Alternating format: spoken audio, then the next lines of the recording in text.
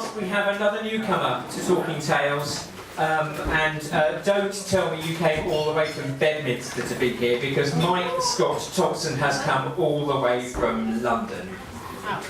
He's published in more places than Jacob Rees-Mogg has tax havens. He is the winner of the inaugural To Hull and Back competition run by Stokescroft writer Chris Fielden. He's sharing much of the blame for getting many writers published, for getting money to the brilliant charity that is First Story, and books with an awful lot of adverbs. Please welcome Mike Scott Thompson with Beat the Brainbox.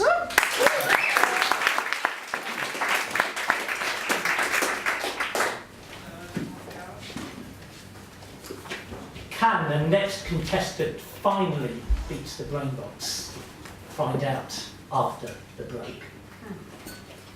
Camera 4 spins to me. I'm spotlighted on the seat of champions, arms folded, smirking. It's all for show, of course. That's a brief. To diss them, blitz them, then dismiss them. It's a pantomime, but I can't complain. There aren't many jobs where you get paid for answering trivia. Actually, I'd allow myself to be a little smug. 2 seasons in, and nobody's got past me yet. The other Brainboxes have been thwarted a couple of times each. Me? I'm the last man standing, world quiz grandmaster 3 years on the trot, a 50 grand bounty on my head. I won't let it go easy. The commercial break sting plays and we relax. The studio lights go up. The host has a quick chat with the floor manager while I check my Twitter mentions on my iPhone. You big mean bully, someone has posted with a smiley emoticon. That deserves a retweet. It's just time to send one of my own. You'll need to be a sharper tool than that to beat me, I type, and press send. Within 30 seconds, it has over 100 retweets and 250 likes. That's the power of live primetime TV view. Stand by, calls the floor manager. The studio lights go down and the music starts again. The host does his thing to the camera. From my vantage point, I see the next contestant waiting stage left. Back straight, hands behind back, eyes shut. A concentrator. I don't usually pay much attention to my opponents before their entrance, but this one seems oddly familiar. Please welcome the next brave soul to take on the Brainbox, Christos Panayotou. The hand applause plays, the contestant walks on, and now I know it's him. I first saw it on Twitter. I probably retweeted it at the time, although by that stage it had already gone viral. A CCTV still, a forgotten corner of a forgotten town, a forgettable workman by a forgettable white van. Only it wasn't as forgettable as all that.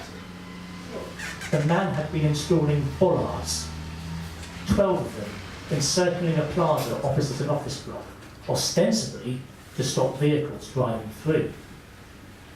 Before starting work, he'd parked his own vehicle in the centre of the plaza.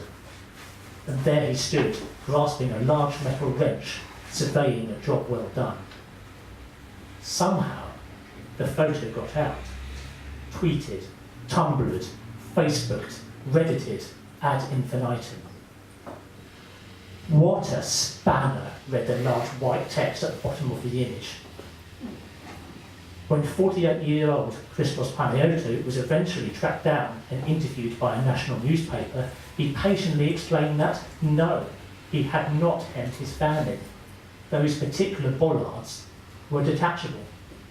All it took was one twist of the appropriate tool. But people would rather believe an unforgettable lie than a forgettable truth. The host has a quick interview with Christos before we start. He's confident, friendly, smart. He speaks perfect English with only a slight accent. No mention is made of Bollardgate, although doubtless social media has picked up on it. I decide not to go there. Instead, I stare him passively down, like I do with everyone else. But this time, no dissing. It doesn't feel right. All I want is a chance to prove myself, says Christos. Well, we wish you the best of luck. Let's beat the Brainbox, says the host. The sting plays, and we begin. I get most of them right, as usual. But Christos runs me neck and neck. The single time he gets one wrong, I fail to take advantage and cock up my answer too.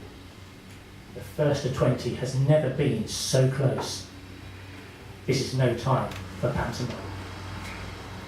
I shift in my seat, considering. We all have crosses to bear. Many people come on here with their sob stories. But this man was trolled thousands of times and never once complained. It dawns on me, as we both edge towards the 20 mark, that a troll is precisely what I am. Not only that, I'm being paid for it. One of these days, my unbeaten record is going to go. So why not control when it happens? 19 all, says the host, visibly excited. Brainbox is your question first. Which term, coined by Richard Dawkins in The Selfish Gene, describes an idea, behaviour or style that spreads from person to person within a culture? I widen my eyes, letting my character slip. I genuinely don't know. The very fact I don't know has blindsided me. So much for control. Trend, I say at last, but it's a guess. The host pauses for effect. Incorrect. He turns. Christos, it passes to you. If you know the answer, you've beaten the Brainbox. Think carefully now. Christos' face shows a broad, knowing grin. Meme, he says. As triumphant music plays, as the host high-fives a delighted victor, as a glitter bomb bursts from above, I rise to my feet and applaud. The producer accosts me in the green room afterwards. Never mind the unbeaten record or the vanished prize pot. He's pissed about something else. You were supposed to storm off. He's right. The first time I lost, I was meant to throw a hissy fit. Oh, I say. Well, I will next time. What do you mean next time? He says as he walks away. I shrug and retrieve my iPhone. The first tweet I see is a screenshot of me, wide-eyed and blindsided, taken a few moments ago. Can't even beat the spanner, says the white font. It's been retweeted over 500 times, but I can't find any congratulatory messages to Christos. They must be there, buried amongst the bad. Must be. I'll be the first to provide one then. I put my iPhone away and go find him.